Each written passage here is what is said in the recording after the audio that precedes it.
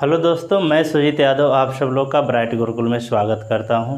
दोस्तों, इसके पिछले वीडियो में मैंने आप लोगों को ब्लड के बारे में बताया था, जिसमें से हमने आरबीसी, डब्ल्यूबीसी, प्लेटलेट्स, प्लाज्मा, इन सब के बारे में आपको बता दिया था और इनकी कमी से और अधिकता से होने वाले रोगों की भी हमने चर्चा कर लिया था।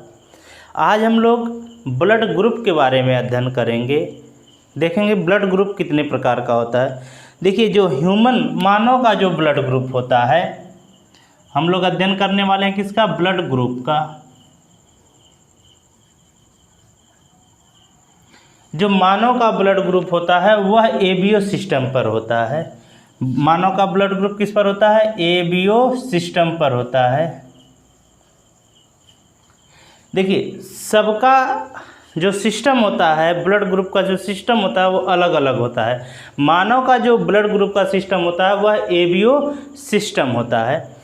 देखिए, मानव के ब्लड ग्रुप की जो खोज किया था कार्ल लैंडस्टीनर ने किया था। ब्लड ग्रुप की खोज कौन किया था? ब्लड ग्रुप की खोज किया था कार्ल लैंडस्टीनर ने। कार्ल लैंडस्टीनर ने किया था। इन्होंने ए की खोज किया था, ब्लड ग्रुप ए की खोज किया था, बी की किया था और ओ की किया था।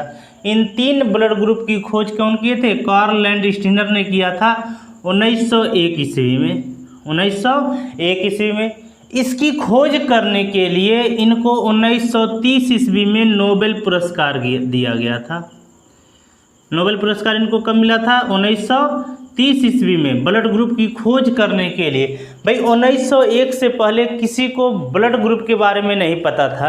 ये नहीं पता था कि कौन सा ब्लड ग्रुप है, ए है कि बी है कि सी ओ है, कौन सा ब्लड ग्रुप है, ऐसा कुछ पता नहीं था। सिर्फ यह पता था कि ब्लड है। तो कार्ल लैंडस्टीनर ने 1901 ईस्वी में ब्लड ग्रुप की खोज कर दिया, जिसके लिए उन्हें 1930 ईस्वी में नोबेल पुरस्कार मिला। एबी की खोज, ब्लड ग्रुप एबी की खोज 1902 ईस्वी में हुआ था और इसकी खोज किए थे डी कैस्टेलो और स्टर्ली ने। डी कैस्टेलो और स्टर्ली ने इसकी खोज किया था। कब किया था? ये किए थे 1902 ईस्वी में। 1902 ईस्वी में एबी की खोज किए थे। देखिए, जो हमारा ब्लड है, ब्लड में एक विशेष प्रकार का प्रोटीन पाया जाता है और उस प्रोटीन से एंटीजन और एंटीबॉडी बना होता है। उसी एंटीजन के द्वारा ब्लड ग्रुप का निर्धारण होता है। किसके द्वारा ब्लड ग्रुप का निर्धारण होता है? एंटीजन के द्वारा ब्लड ग्रुप का निर्धारण होता है।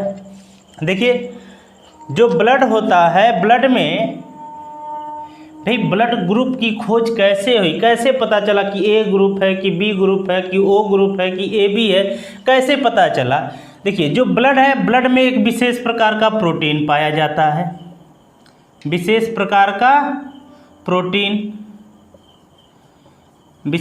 का प्रोटीन पाया जाता है और यह प्रोटीन कौन सा होता है? ग्लाइकोप्रोटीन होता है। कौन सा प्रोटीन होता है? ग्लाइकोप्रोटीन होता है।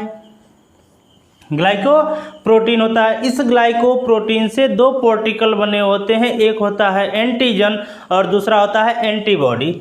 इससे एक बना होता है एंटीजन और दूसरा बना होता है एंटीबॉडी।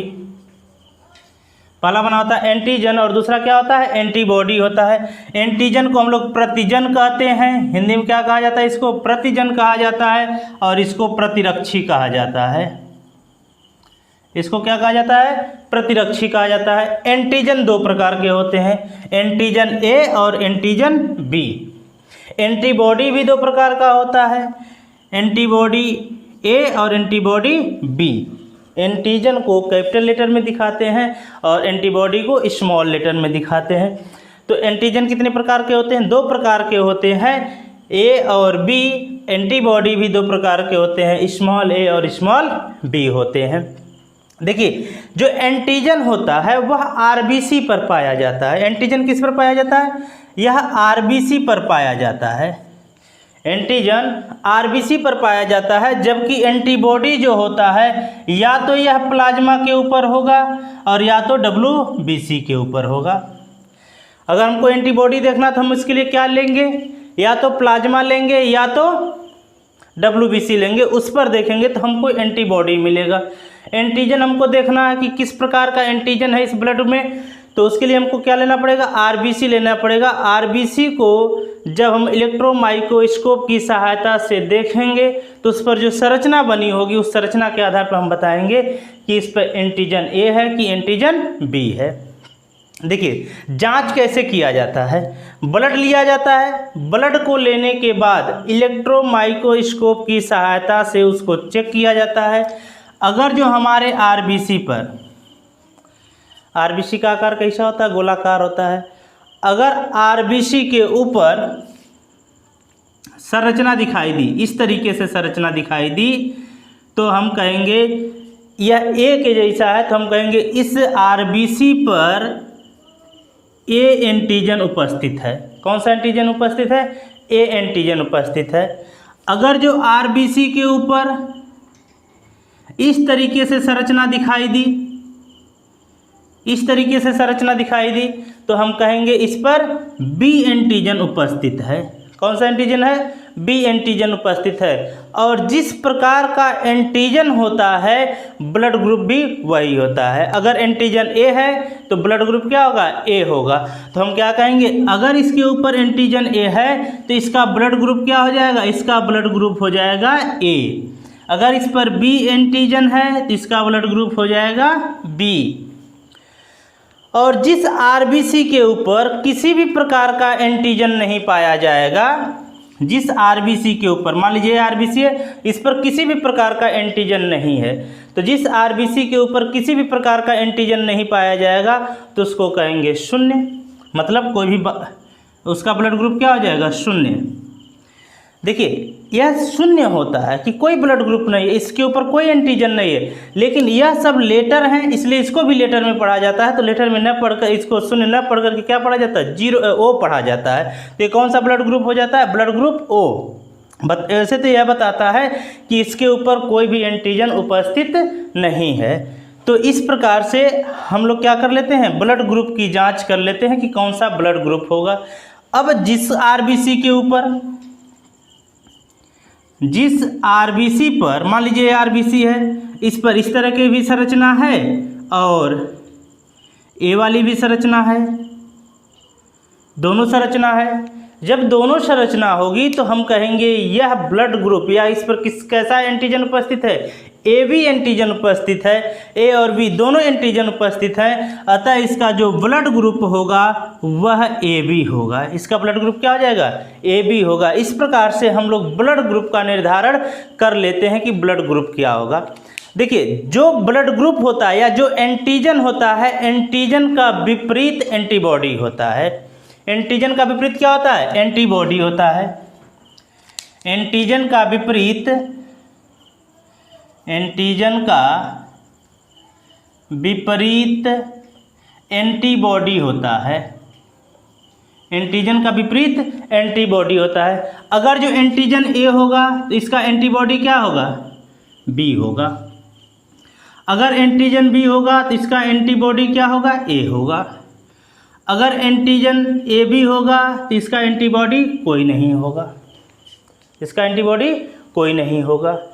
अगर जो एंटीजन कुछ नहीं होगा, कुछ नहीं होगा का मतलब O, अगर O होगा एंटीजन, एंटीजन कोई एंटीजन उपस्थित ना हो, कोई एंटीजन उपस्थित ना होने का मतलब क्या हुआ, एंटीजन O, तो इसका जो एंटीबॉडी होगा वह A और B दोनों होगा। उसका एंटीबॉडी क्या होगा, A और B दोनों होगा। इस प्रकार से हम लोग ब्लड ग्रुप, एंटीजन और एंटीबॉडी की एक सारणी बना सकते हैं। देखिए सारणी बनाते हैं उसकी हम लोग।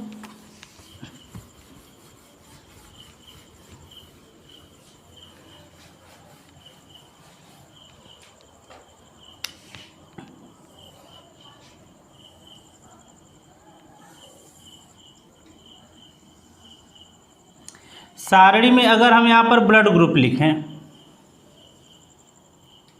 यहाँ पर क्या हो जाएगा, ब्लड ग्रुप, इसमें हो जाए एंटीजन और इसमें हो जाए एंटीबॉडी। देखिए अगर जो ब्लड ग्रुप A होगा, ब्लड ग्रुप ए होगा। तो उसका एंटीजन कौन सा होगा? एंटीजन भी ए होगा। एंटीबॉडी क्या होगा? इसका विपरीत बी होगा। एंटीबॉडी क्या होगा? बी होगा। अगर जो ब्लड ग्रुप बी होगा तो एंटीजन क्या होगा? बी होगा और एंटीबॉडी क्या होगा? ए होगा। अगर ब्लड ग्रुप ए बी होगा, अगर ब्लड ग्रुप ए बी होगा तो इसका एंटीजन क्या होगा? ए बी होगा और एंटीबॉडी कुछ भी नहीं होगा, इसका एंटीबॉडी नहीं होगा। अगर जो ब्लड ग्रुप कुछ भी नहीं होगा तो ब्लड ग्रुप क्या होगा? O. Blood group O, blood group O पर एंटीजन होता है? नहीं, किसी भी प्रकार का कोई एंटीजन नहीं होता है। तो एंटीबॉडी होता है ए और बी दोनों। इसका एंटीबॉडी क्या होगा? ए और बी दोनों होगा। ठीक है। तो अब देखिए ब्लड ग्रुप आपका टोटल कितना है? 4, लेकिन होता कितना? 8 ब्लड ग्रुप होता है। सबका पॉजिटिव होता है, सबका निगेटिव होता है। यह बात हमको पता चलेगी 1940 में खोज हुई थी। किसकी? ब्लड ग्रुप की खोज हुई थी 1901 में। 1940 में हमको जा कर के यह पता चलता है कि इसका पॉजिटिव फैक्टर भी होता है और निगेटिव फैक्टर भी होता है। RH फैक्टर की खोज के बाद ये हमको जानकारी मिलती है। तो अभी फिलहाल कितना है? 4 है, जिसमें से देखिए AB को कहा जाता है सर्वग्राही। AB को क्या कहा जाता है? सर्वग्राही। मतलब यह सभी लोगों से ब्लड को ग्रहण कर सकता है, चाहे ए हो, चाहे बी हो, चाहे ओ हो, तीनों लोगों से ये ब्लड ले सकता है और अपने वाले से तो लेगा ही, AB वाले से तो लेगा ही। इसीलिए AB को क्या कहा जाता है? इसको सर्वग्राही कहा जाता है। भाई अब AB वाले में AB पॉजिटिव को सर्वग्राही कहेंगे कि AB निगेटिव को सर्वग्राही कहेंगे, आपको आगे बताएंगे हम RH फैक्टर के बाद। और O के पास किसी भी प्रकार का एंटीजन नहीं उपस्थित होता है तो यह जो होता है सर्वदाता होता है। ये क्या होता है? सर्वदाता होता है। मतलब यह किसी को भी ब्लड दे सकता है। इसको इसलिए क्या कहा जाता है? सर्वदाता। सर्वदाता किसे कहा जाता है? ओ को। अब इसमें भी O प्लस सर्वदाता है कि O माइनस सर्वदाता है, इसको हम आपको आगे बताएंगे RH फैक्टर बताने के बाद। देखिए अब हम लोग देख लेते हैं RH फैक्टर क्या होता है। RH फैक्टर क्या होता है? देखिए ब्लड ग्रुप की खोज होने के बाद कार्ल लैंडस्टीनर ने जब ब्लड ग्रुप की खोज कर लिया था, उसके बाद 1940, उसके बाद भी ये ब्लड पर काम कर रहे थे। तो यह जानवरों के ब्लड का अध्ययन कर रहे थे। तो एक रीसस प्रजाति का बंदर था, उसके ब्लड का अध्ययन कर रहे थे। जब उसके ब्लड को इन्होंने माइक्रोस्कोप पर रख करके देखा तो इन्होंने पाया कि इसके RBC के ऊपर दानेदार दाने नुमा एक संरचना पाई जा रही है। उसके RBC पर यह था बंदर RBC था उसका बंदर का, इसके ऊपर ऐसे दानेदार संरचना पाई जा रही थी। तो इन्होंने जब देखा कि बंदर के RBC पर एक संरचना पाई जा रही है तो मनुष्यों के RBC पर भी संरचना पाई जा रही होगी। तो इन्होंने फिर से मनुष्यों के RBC का या ब्लड का अध्ययन फिर से किया। इसको फिर से माइक्रोस्कोप की सहायता से देखा तो इन्होंने देखा तो ये पाया कि कुछ इंसान के RBC के ऊपर वही दानेदार संरचना दिखाई दे रही है जो रीसस प्रजाति के बंदरों पर दिखाई दे रही है। तो तो देखिए RH फैक्टर की खोज अगर हम कह दें कि RH फैक्टर की खोज कौन किया था?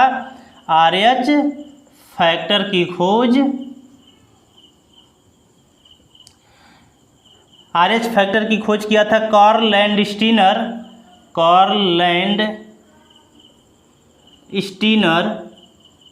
और वीनर ने इसकी खोज किया था। कब किया था? 1940 में। 1940 में इसकी खोज इन्होंने किया था। किस पर किया था? रीसस प्रजाति के बंदर पर। रीसस प्रजाति के बंदर पर। रीसस प्रजाति के बंदर पर। रीसस, इसी रीसस से RH ले लिया गया है। इसी रीसस से क्या किया गया? RH ले लिया गया। तो जिस इंसान के RBC के ऊपर यह दानेदार संरचना उपस्थित होती थी उसको कहा जाता था RH पॉजिटिव। जिसके ऊपर उपस्थित होता था उसको क्या कहा जाता था? RH positive. और जिस इंसान के RBC पर RH फैक्टर नहीं पाया जाता था उसे कहा जाता था RH निगेटिव। उसे क्या कहा जाता था? RH negative. और इस एंटीजन को, जो एक नया दानेदार संरचना मिली, इस एंटीजन का नाम रखा गया डी एंटीजन। इसका नाम क्या रखा गया? D antigen. डी एंटीजन इसका नाम रखा गया। इस नए एंटीजन का नाम क्या दिया गया? डी एंटीजन नाम दिया गया। अब इस आधार पर देखिए, अगर प्रेजेंट है तो पॉजिटिव होगा, प्रेजेंट नहीं है तो निगेटिव होगा। अब मान लीजिए कोई इंसान है, उसका आरबीसी माइक्रोस्कोप की सहायता से देखा गया तो उसके ऊपर क्या मिला? ए मिला। ए के साथ साथ यह दानेदार संरचना भी प्रेजेंट है। अगर जो मान लीजिए इसका जांच हुआ, इस पे संरचना आपको इस तरीके से मिल गई, इस तरीके से मिल गई, इस तरीके से संरचना मिल गई, मतलब ए के साथ दानेदार संरचना प्रेजेंट है, तो क्या कहेंगे? ए पॉजिटिव। इसका ब्लड ग्रुप क्या होगा? ए पॉजिटिव होगा। इसका ब्लड ग्रुप हो जाएगा ए पॉजिटिव। अगर तो यह दानेदार संरचना नहीं पाई जाएगी तो इसका ब्लड ग्रुप हो जाएगा ए निगेटिव। इसी प्रकार से बी वाले के साथ देखा जाएगा, अगर यह दानेदार संरचना पाई जाएगी तो बी पॉजिटिव, अगर यह दानेदार संरचना नहीं पाई जाती तो बी निगेटिव। अगर जो इस पर ए और बी दोनों के साथ साथ, ए भी है, ए वाली जैसी संरचना है और बी वाली जैसी संरचना है, दोनों के साथ साथ दानेदार संरचना भी है, तो उसको कहेंगे ए बी पॉजिटिव। उसको क्या कहा जाएगा? A B positive. और जिस पर ए और बी के साथ दानेदार संरचना प्रेजेंट नहीं होगा उसको कहा जाएगा ए बी निगेटिव। क्या कहा जाएगा? A B negative. और जिसके आरबीसी के ऊपर कोई संरचना नहीं पाई जाएगी वह ओ होगा, और अगर जो दानेदार संरचना पाई जाएगी तो ओ पॉजिटिव होगा, अगर दानेदार संरचना नहीं पाई जाएगी तो ओ निगेटिव होगा। ठीक है, तो इस प्रकार से ब्लड ग्रुप कितना हो जाएगा? टोटल 8 प्रकार का हो जाएगा। अब देखिए, इसमें देखते हैं कि कौन किसको ब्लड दे सकता है, कौन किसको ब्लड दे सकता है। देखिए, अभी हमने बताया कि ए बी क्या है? सर्वग्राही है। सर्वग्राही का होने का मतलब है सबसे ब्लड ले सकता है। तो यहाँ हम लोग 2 कॉलम और बनाएंगे कि लेने वाला किससे ब्लड ले सकता है, किससे ब्लड ले सकता है, रिसीव कहाँ से करेगा। देखिए, ए बी सबसे ब्लड ले सकता है, अर्थात ए बी जो है ए से भी ब्लड ले लेगा, बी से ले लेगा, ए बी से ले लेगा और ओ से ले लेगा। इन चारों लोगों से ए बी क्या करेगा? ब्लड ले लेगा। ओ सर्वदाता है, इसका मतलब है सबको ब्लड दे सकता है। डोनेट किसको कर सकता है? यह अगर डोनेट की बात किया जाए तो ओ सबको ब्लड दे सकता है। ए को दे देगा, बी को दे देगा, ए बी को देगा और ओ को देगा। सॉरी, ओ को तो देगा ही, तो ओ क्या करेगा? सबको ब्लड दे सकता है। तो अब देखिए, अब ए किससे, अगर ए की बात किया जाए कि ए किससे ब्लड ले सकता है, ए तो अपने वाले से ब्लड लेगा ही लेगा, और एक सर्वदाता है ओ वाला से भी ये ब्लड लेगा। अर्थात यह अगर इसको ब्लड लेना होगा तो किससे ब्लड ले सकता है? ए से ले सकता है और ओ से ले सकता है। अगर देने की बात की जाए कि ये ब्लड दे किसको सकता है, तो इसका ब्लड ग्रुप ए है, तो यह ए से ले भी सकता है और ए को दे भी सकता है। और किसको दे सकता है? और एक है सर्वग्राही ए बी, यह सबका ब्लड ले सकता है, तो यह ए को देने के साथ साथ और किसको दे सकता है? ए बी को भी ब्लड डोनेट कर सकता है, ब्लड दे सकता है। अगर बी की बात की जाए, बी किससे ब्लड ले सकता है? बी वाले से ब्लड ले सकता है। और किससे ले सकता है? ओ से ले सकता है। भाई ओ से तो सभी लोग ब्लड ले सकते हैं, ओ से सभी लोग ब्लड ले सकते हैं। अब इसको डोनेट करने की बात होगी, डोनेट किसको करेगा? ए बी को तो सभी लोग डोनेट करेंगे क्योंकि वह सर्वग्राही है। और किसको डोनेट कर सकते हैं? और बी वाले को डोनेट कर सकते हैं। ए बी वाले के पास किसी भी प्रकार का कोई एंटीबॉडी नहीं होता है, इसी कारण ये सबका एंटीजन ग्रहण कर लेता है। अगर इसके पास एंटीबॉडी होता तो उसके एंटीजन उसके एंटीबॉडी के साथ रिएक्ट कर जाते, जिससे ब्लड का थक्का जम जाता और इंसान के मरने के चांसेस बढ़ जाते। तो अब यहाँ पर देखिए, यह डोनेट किसको कर सकता, किसको देगा? यह देने के लिए सिर्फ ए बी को देगा। किसको देगा? ए बी को देगा। ओ वाला किससे रिसीव कर सकता है? सिर्फ और सिर्फ ओ वाले से रिसीव कर सकता है और देने के लिए सबको दे सकता है। अभी RH फैक्टर हमने बताया, RH फैक्टर अगर प्रेजेंट होगा तो पॉजिटिव होंगे, RH फैक्टर प्रेजेंट नहीं होगा तो निगेटिव होंगे। देखिए कौन किसको ब्लड देता है, समझते हैं इसको पहले। प्लस वाला जिसका ब्लड ग्रुप पॉजिटिव है, कोई भी पॉजिटिव हो, A पॉजिटिव हो, B पॉजिटिव हो, AB पॉजिटिव हो, O पॉजिटिव हो, कोई भी पॉजिटिव है, O वाला हमेशा प्लस वाला हमेशा प्लस वाले को डोनेट कर सकता है। प्लस वाला किसको डोनेट करेगा?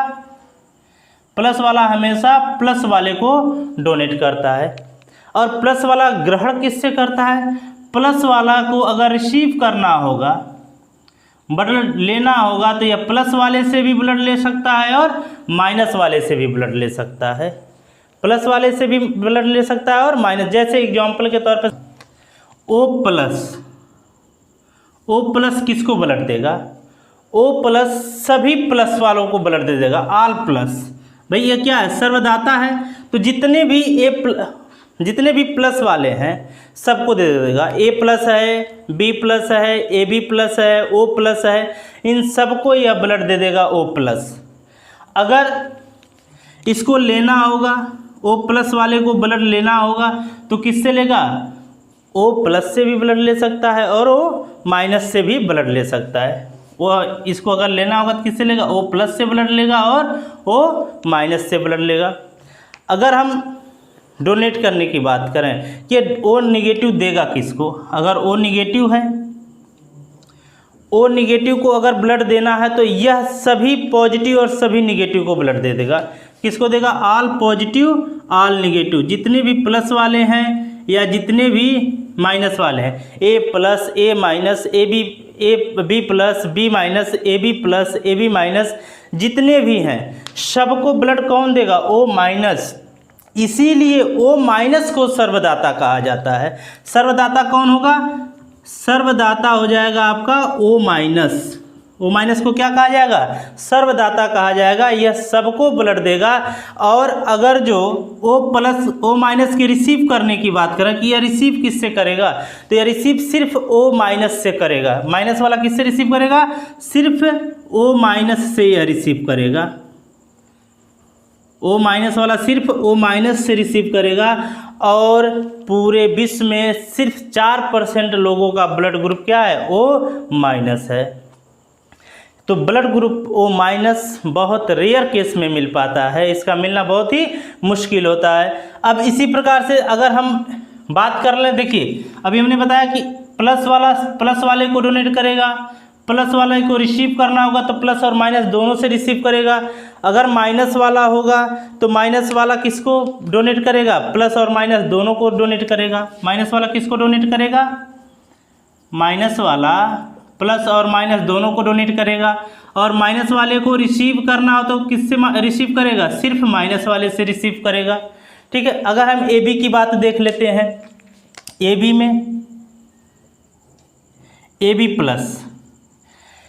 प्लस किसको ब्लड दे सकता है? प्लस वाले को। किसको ब्लड दे सकता है? प्लस वाले को ब्लड दे सकता है। AB प्लस को ब्लड दे सकता है।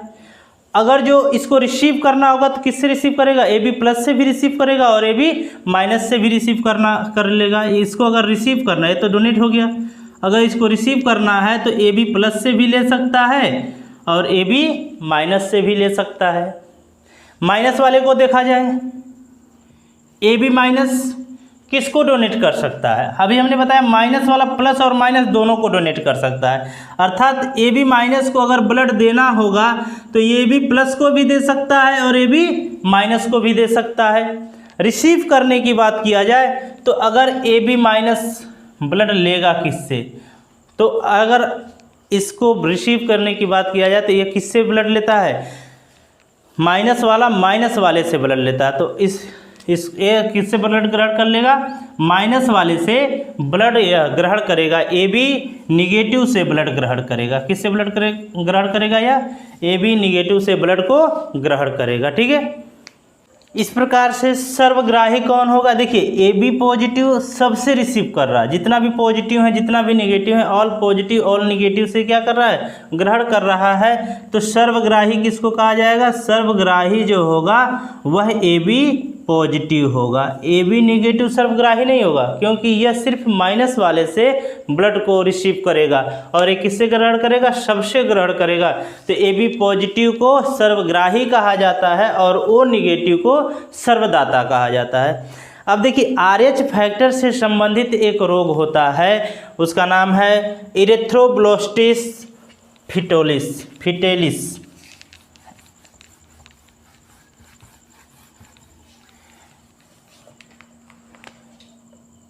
एरिथ्रोब्लास्टोसिस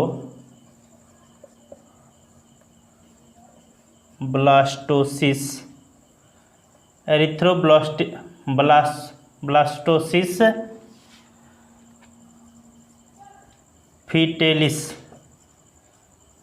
यह RH फैक्टर से संबंधित रोग होता है। देखिए इसमें क्या होता है कि अगर जो माता पिता की बात करें, माता पिता, अगर जो माता की या हम कहें महिला की RH निगेटिव हो, मतलब RH फैक्टर ना हो उसके ब्लड में, डी एंटीजन अनुपस्थित हो और पिता में डी एंटीजन उपस्थित हो, पिता में क्या हो? डी एंटीजन उपस्थित हो, तो इसके माध्यम से जन्म लेने वाला बच्चा, पहला बच्चा तो जन्म ले लेता है, ठीक ठाक जन्म ले लेता है। लेकिन इसके बाद के बच्चे, जो इसके बाद के बच्चे जन्म लेंगे, वह बच्चे या तो पेट में ही मर जाते हैं या तो जन्म लेने के कुछ समय बाद उनकी मृत्यु हो जाती है। तो मतलब दूसरा तीसरा या जो भी इसके बाद बच्चे पैदा होंगे वह बच्चे क्या होते हैं? या तो पेट में ही मर जाते हैं या तो जन्म लेने के बाद मर जाते हैं। इसमें कंडीशन होता है भाई, ऐसा नहीं है कि जिसके पास, देखो भाई अगर ए ब्लड ग्रुप है, ए के पास ए पॉजिटिव, महिला का ब्लड ग्रुप क्या है? ए नेगेटिव है, और पुरुष का ब्लड ग्रुप ए पॉजिटिव है, तब यह नियम अप्लाई होगा। अगर जो महिला का ब्लड ग्रुप ए नेगेटिव है और पुरुष का ब्लड ग्रुप बी पॉजिटिव हो, ए बी पॉजिटिव हो, ओ पॉजिटिव हो, तब यह निर्भर नहीं करेगा। यह तभी कंडीशन अप्लाई हो सकती है जब सेम ब्लड ग्रुप हो। कब अप्लाई होगा? जब ब्लड ग्रुप सेम हो, ब्लड ग्रुप सेम हो। पहला कंडीशन इसका क्या होना चाहिए? ब्लड ग्रुप सेम होना चाहिए। दूसरा कंडीशन इसमें क्या होना चाहिए? जो निगेटिव है यह निगेटिव फीमेल का होना चाहिए। निगेटिव किसका होना चाहिए? फीमेल का होना चाहिए। ऐसे कंडीशन में ब्लड, जो पहला बच्चा जन्म लेगा वो तो ठीक ठाक जन्म ले लेगा, लेकिन दूसरे बच्चे, तीसरे बच्चे जो भी पैदा होंगे, या तो वह पेट में ही मर जाएंगे या तो जन्म लेने के कुछ समय बाद उनकी मृत्यु हो जाएगी। फिर होता क्यों है? देखिए RH निगेटिव का मतलब क्या हुआ? उसके अंदर डी एंटीजन अनुपस्थित है, डी एंटीजन नहीं है। डी एंटीजन नहीं है तो जब भी बच्चे के अंदर ब्लड ग्रुप आता है तो वह ब्लड ग्रुप पॉजिटिव या निगेटिव वह पिता के माध्यम से आता है। मतलब पिता अगर पॉजिटिव है तो बच्चे भी क्या होंगे? पॉजिटिव होंगे। तो होता क्या है, इसके पास तो कोई एंटीजन नहीं होता है। निगेटिव का मतलब क्या हुआ? इसके पास RH फैक्टर अनुपस्थित है, इसके पास डी एंटीजन अनुपस्थित है, डी एंटीजन नहीं है। तो जब यह डी एंटीजन जाता है तो भ्रूण अवस्था में जब भ्रूण का निर्माण होता है तो यह पॉजिटिव वाला निर्माण होता है, पिता के माध्यम से आता है। तो RH पॉजिटिव का निर्माण होता है, यहाँ से RH पॉजिटिव का निर्माण होता है। तो यह भ्रूण अवस्था में जब इसका निर्माण होता है तो इसी समय यह RH फैक्टर प्लेसेंटा से होकर मम्मी के, उसके माता के ब्लड में जाके घुल जाता है, ब्लड में जाकर के मिल जाता है। तो ब्लड में जब जाकर के मिल जाता है तो वह ब्लड जो होता है इस एंटीजन के प्रति एंटीबॉडी बना लेता है। इसके प्रति क्या कर लेता है? एंटीबॉडी बना लेता है। तो पहले बच्चे के समय इस एंटीबॉडी का विकास उतना ज़्यादा नहीं हो पाता है, लेकिन जब दूसरा बच्चा जन्म लेता है तो वह एंटीबॉडी, या हम कहें WBC की मेमोरी सेल, लिम्फोसाइट जो होती हैं, वह इस एंटीबॉडी की सहायता से बच्चे के इम्यूनी सिस्टम पर अटैक कर देती हैं, आक्रमण कर देती हैं, जिसके कारण बच्चे की मृत्यु हो जाती है। इसके उपचार के लिए उपचार क्या है? जब ब्लड की जांच करने के बाद पता चल जाता है कि दोनों का ब्लड ग्रुप सेम है, दोनों का ब्लड ग्रुप सेम है, लेकिन एक पॉजिटिव और एक नेगेटिव है, तो उसको महिला फीमेल के ब्लड में एक दवा जिसका नाम है इम्यूनोग्लोब्यूलिन इंजेक्ट की जाती है। यह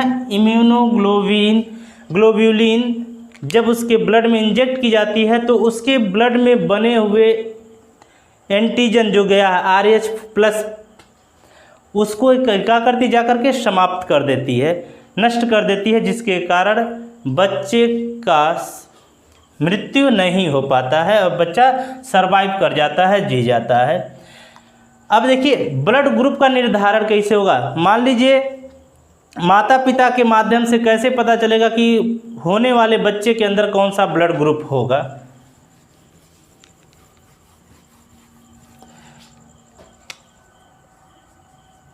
माता पिता, देखिए अगर माता का ब्लड ग्रुप ए है और पिता का भी ब्लड ग्रुप ए है, तो इससे जन्म लेने वाले बच्चे का ब्लड ग्रुप क्या होगा। हम क्या करेंगे, इसमें सबके साथ O से गुणा कर देंगे, अपने पास से सबके पास क्या किया जाएगा, O से गुणा किया जाएगा। अब इसका गुणा इसके साथ और इसी का गुणा इसके साथ हो जाएगा, क्या बनेगा, A गुणा A, फिर क्या बनेगा, A गुणा O, फिर इसका करेंगे हम लोग A गुणा O गुणा A और O गुणा O। सब में से एक O हम लोग कैंसिल कर देंगे, इसके पास A है नहीं है तो A हो जाएगा, इसके पास O नहीं है तो इसके पास सिर्फ A हो जाएगा, यहाँ पर A हो जाएगा, यहाँ पर भी A हो जाएगा और यहाँ पर क्या हो जाएगा, O हो जाएगा। तो देखिए अगर माता का ब्लड ग्रुप ए है, पिता का ब्लड ग्रुप ए है, तो उससे जन्म लेने वाले बच्चे का जो ब्लड ग्रुप है वह 75% चांस है कि उसका ब्लड ग्रुप भी क्या होगा, ए होगा, और 25% चांस है कि उसका ब्लड ग्रुप ओ हो जाएगा। अर्थात क्या है, अगर दोनों के ब्लड ग्रुप ए है तो उससे जन्म लेने वाले बच्चे का ब्लड ग्रुप या तो ए होगा या तो ओ होगा। 75% क्या चांस है ए होने का, 25% चांस है ओ होने का। अब देखिए अगर जो माता का ब्लड ग्रुप ए है और पिता का ब्लड ग्रुप बी है, पिता का ब्लड ग्रुप क्या है, बी है, तो फिर इसमें भी हम ओ से गुणा कर लेंगे।